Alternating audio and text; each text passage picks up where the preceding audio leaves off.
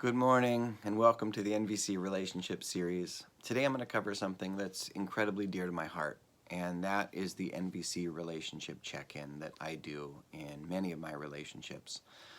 And I would encourage you, if you haven't yet watched the video on the NVC Relationships video on critical steps and things to do before having difficult conversations, that feels very important, because if we don't bring a balanced energy to these conversations, they can actually create more inflammation.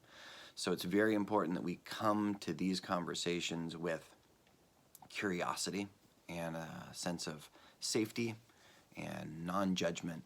So that exploration prior to engaging in this is really, really, really important. But I found these questions to be incredibly insightful and valuable when I sit and ask with my partner. So the first step is consent always. It's, hey, I have some curiosity around the relationship. I'd love to dive deeper. Is that something that we can set some time aside for today, or that you feel like excitement around, or that you have time for right now, for example? And the first question I usually ask is, what unmet needs do you have in the relationship? Or are you aware of any unmet needs that you have in the relationship? And a word of caution with this: if NVC is new with you, that answer to that question can come out in a way that can feel attacking and targeted. So if the skills are new, it might be helpful to take a different route. And that might be as simple as asking, are there any areas in the relationship where you feel frustrated? Or are there any areas in the relationship where you feel afraid? Or you feel less satisfied than you would like to? Or you feel sharp or tender?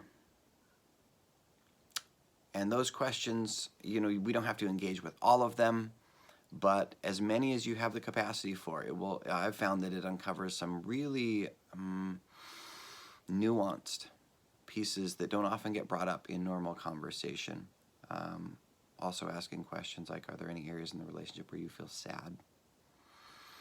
Or where you feel vulnerable? And really, really help bring out some beautiful things.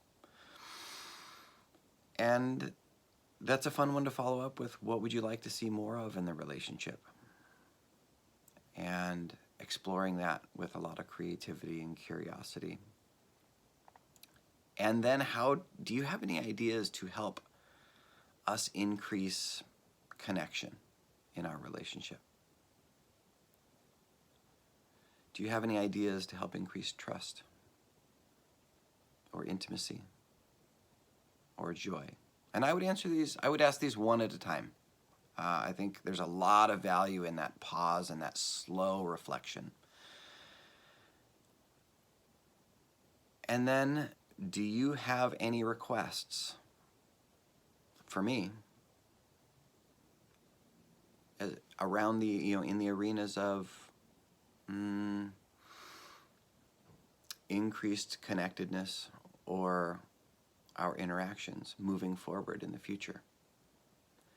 And I've found, to the extent that I have the capacity to hold space for the answers to these, which is really was difficult in the beginning for me, this process creates such immaculate connection. The ability to see my partner, to see the areas where they are feeling vulnerable or are feeling unseen or their needs are unmet, and to creatively explore some techniques and strategies for meeting those needs has been infinitely valuable for me in deepening our connection, our relationship, and helping them feel secure and safe and valued and cared about.